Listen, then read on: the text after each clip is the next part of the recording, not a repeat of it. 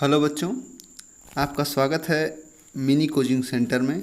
ठीक है, तो आज हम जानेंगे जो है कि इटली का एकीकरण कैसे हुआ।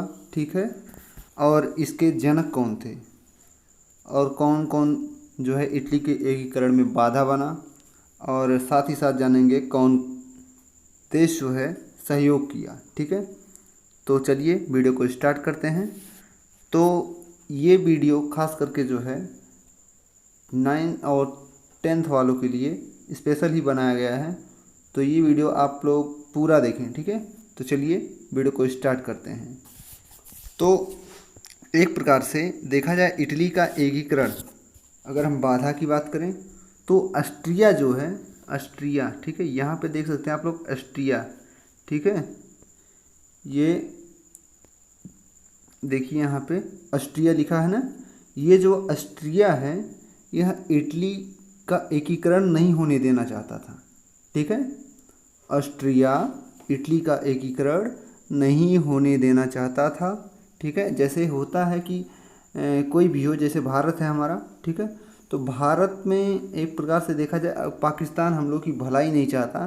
ठीक है, एक प्रकार से देखा जाए कि नॉर्मल अगर घर की ही बात करें तो पड़ोसी, ठीक है, बहुत बहुत लोग के पड़ोसी जो है किसी का भला नहीं चाहते, तो वही हाल जो है इटली का भी था। इटली में ये बगल में था ऑस्ट्रिया, ऑस्ट्रेलिया नहीं, ऑस्ट्रिया। ठीक है, ऑस्ट्रिया जो यहाँ पे दिया है, ठीक है, ये जो है इटली का एकीकरण नहीं होने देना चाहता था। ठीक है, इटली का एकीकरण नहीं होने देना चाहता था ऑस्ट्रिया। ठीक, और ये एकीकरण है क्या? कभी दिमाग में आइडिया आया कि एकीकरण क्या है? इटली का एकीकरण क्या था? जैसे इटली जो है एक प्रकार से बहुत पहले जो है एक, यह 13 भागों में विभाजित था, 13 खंडों में इसको बांटा था। ठीक है, तो अगर कोई भी चीज़ जैसे इटली हमारा है, ठीक है, तो इटली जो है ये अगर 13 खंड में विभाजित रहेगा, ठीक है, अगर 13 खंड में ये विभाजित है तो एक प्रकार से टुकड़ा टुकड़ा लगेगा। इसको एकीकरण करना बहुत ज़रूरी था। ठीक है, तो इसका एकीकरण का मतलब मिलाना, एक करना। ठीक है, तो इसको बनाने के लिए देखिए एक किया गया। अभी भी यह देखा जाए तो इटली ये यहाँ पे है। ठीक है, ये जो इटली है देखिए यहाँ पे ये इटली है, साथ ही साथ इटली का हिस्सा देखो यहाँ पे भी है, यहाँ पे भी है। ठीक है, तो इटली का काफ़ी अभी तो 3 टुकड़े दिखते हैं, लेकिन देखा जाए तो पहले 13 खंड थे। अब देखिए जैसे इटली में अगर एकीकरण की बात करें तो सबसे पहला सहयोग दिया कोई तो सर्डिनिया आ गया है। कौन आया? सर्डिनिया। ये देखिए सर्डिनिया यहाँ पे है।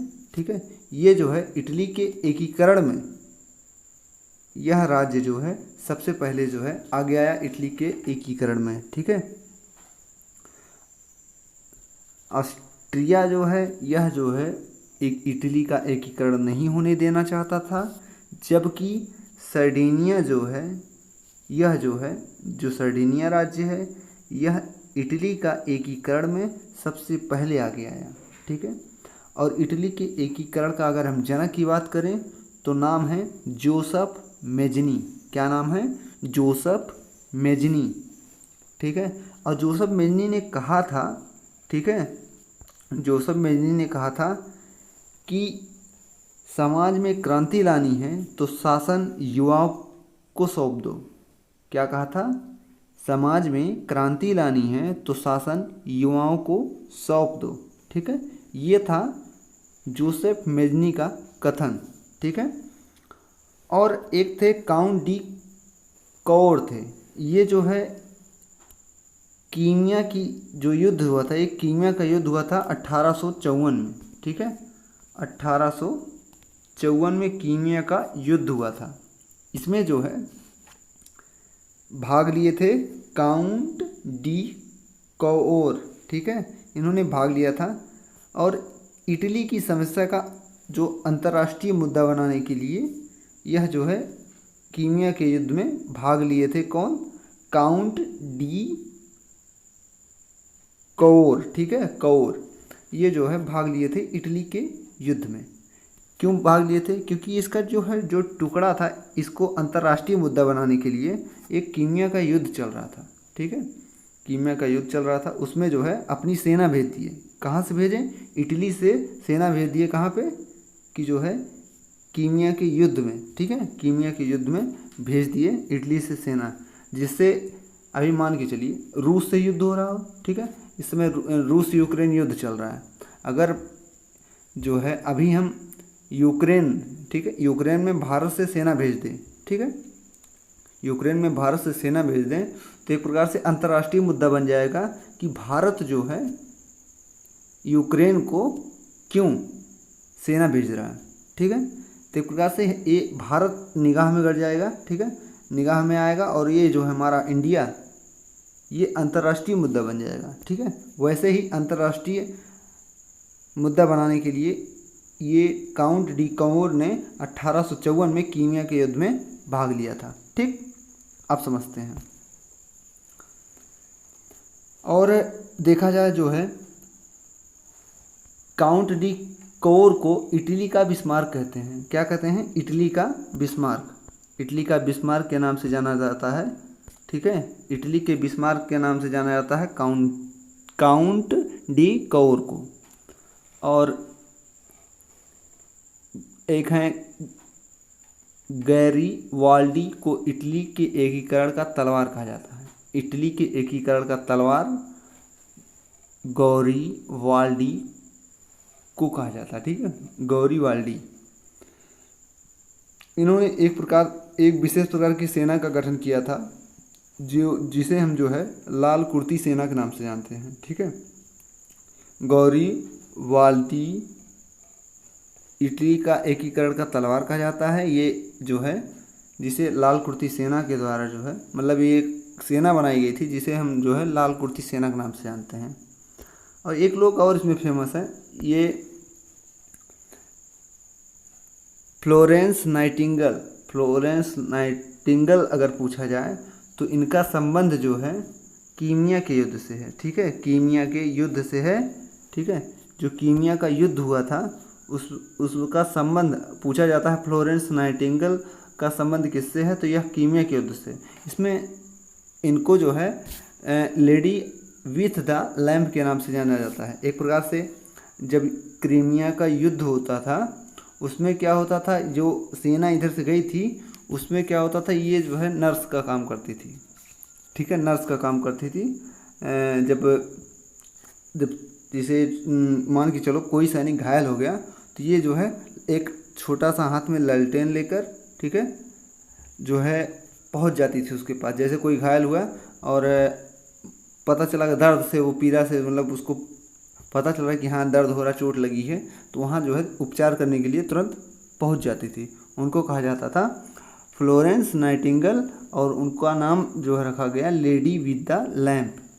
और वहाँ के जो है लोगों ने, जो आर्मी वाले थे, वहाँ के लोग जो है इन फ्लोरेंस नाइटिंगेल को जो है सिस्टर कह के बुलाना शुरू कर दिया। इसीलिए देखते हैं आप लोग कि हॉस्पिटल में नर्स लोगों को सिस्टर कह के बुलाया जाता है, ठीक है, और अच्छा भी लगता है, ठीक है। तो चलिए, और आप लोग को हम दिखाते हैं थोड़ा सा वन लाइनर क्वेश्चन करके, ठीक है। सेम यही प्रश्न जितना हम बताए हैं इसको क्वेश्चन के रूप में बताते हैं। ध्यान से देखिएगा आप लोग, ठीक है। देखिए इटली का एकीकरण, ठीक है, इटली का एकीकरण में सबसे बड़ी बाधा थी ऑस्ट्रिया, ठीक है। ये देखिए ऑस्ट्रिया, वह इटली का एकीकरण नहीं होना देना चाहता था। इटली 13 खंडों में बांटा गया। कितने खंडों में? 13 खंडों में पहले जो है, ठीक है। और इटली के एकीकरण में सबसे पहले सर्डिनिया राज्य आगे आया। इटली के एकीकरण का जनक जोसेफ मेजनी को माना जाता है। जोसेफ मेजनी ने कहा था, समाज में क्रांति लानी है तो शासन युवाओं को सौंप दो, ठीक है। और काउंट डी कौर ने 1854 ईस्वी में क्रीमिया के युद्ध में भाग लिया और इटली की समस्या को अंतर्राष्ट्रीय कर दिया। ये अंतर्राष्ट्रीय समस्या जो है अभी हम इसके पहले बताए हैं कैसे किया, ठीक है। क्योंकि वहाँ जो है क्या हुआ, जब ये काउंट डी कौर जो है, जब क्रीमिया के युद्ध हो रहा था उसमें क्या किए, सेना भेज दिया गया, ठीक है। और इसको जो है तब जब सेना भेजा जाता तो ये हमारा अंतर्राष्ट्रीय मुद्दा बन गया इटली। एक प्रकार से देश की नज़र हो गई इटली पर। अब देखिए आगे, इन्हीं के प्रयासों से 1854 में इटली का एकीकरण पूरा 1871 में, ठीक है, इन्हीं के प्रयासों से, काउंट डी कौर के प्रयासों से 1871 में इटली का एकीकरण पूरा हुआ। काउंट डी कौर को इटली का बिस्मार्क कहा जाता है, इटली का बिस्मार्क के नाम से जाना जाता है काउंट डी कौर को, ठीक है। और गैरीवाल्डी को इटली के एकीकरण का तलवार कहा जाता है। इसे एक प्रकार